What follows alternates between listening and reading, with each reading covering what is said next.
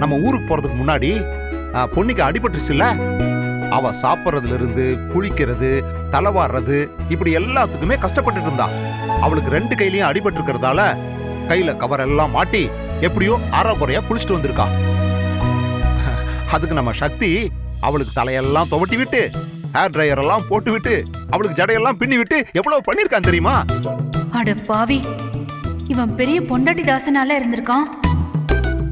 அதுவும் இல்லாம வெளியில வாங்கி சாப்பிட்டா அவ வயிற்றுக்கு ஒத்துக்காதுன்னு அவனே அவன் கையால சமைச்சு கொடுத்துருக்கான்னா பாரு. அவன் சமையல் பண்ணும்போது இந்த தக்காளி, இந்த வெங்காயம் இதெல்லாம் அப்படியே கீழே செதறி கிடந்திருக்கு. அதை பார்க்காம பொண்ணி வலிக்கு விழுந்துட்டா. சக்தி அப்படியே அவளை மேல தூக்கிட்டு போய் அவனுக்கு தெரிஞ்ச வைத்தியம் தான் அவன் பண்ணிருக்கான். அது இல்லாம அவ கால்ல இந்த சுளுக்கு இல்ல சுளுக்கு அதை எடுத்து விட்டுருக்கான்.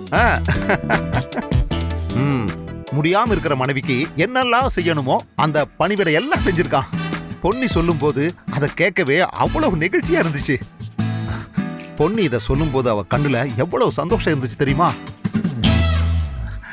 நம்ம பிள்ளைங்க இப்படித்தானே வாழணும்னு நம்ம நினைச்சோம். இதை கேட்கும் போது எனக்கும் ரொம்ப சந்தோஷமா இருந்துச்சு. என்ன எதுவுமே சொல்லல? இதுல சொல்றதுக்கு என்ன இருக்கு? அதான் சொன்னனே, அவன் யார் கஷ்டப்பட்டாலும் இதுதான் செய்வான்னு. அதுக்காக ஹேர் டிரையர் எல்லாம் போட்டு விட்டு ஜடையெல்லாம் பின்னி விடுவாங்களே என்ன?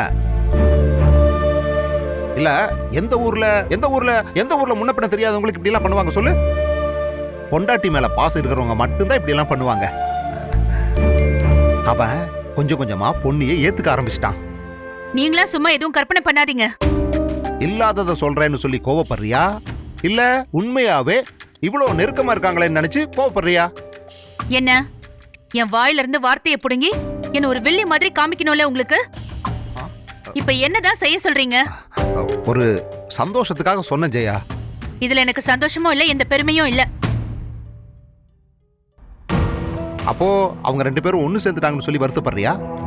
போதும், தேவையில்லாம என்ன பேச வைக்காதீங்க. சரி சரி,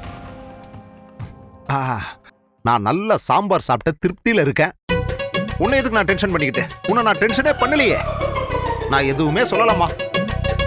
நீ பாட்டுக்கு போய் புக்க படி, நான் பாட்டுக்கு தூங்குறேன்.